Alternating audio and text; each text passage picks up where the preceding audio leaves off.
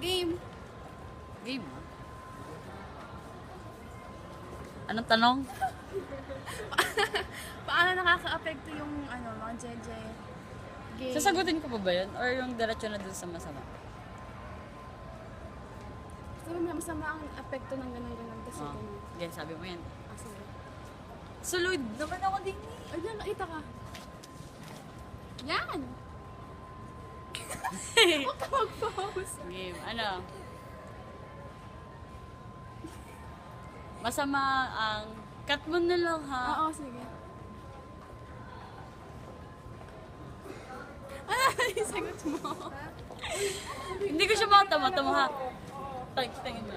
Masama ang epekto. Masama ang epekto. Masama ang apekto. Game. Masama ang epekto ng mga... Kailangan lang.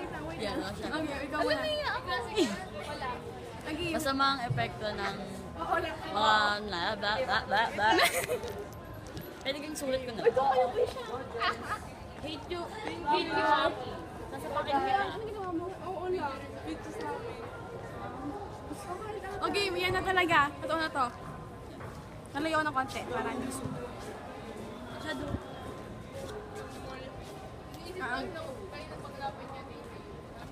Okay, ang dami na rin. Delete ko na lang.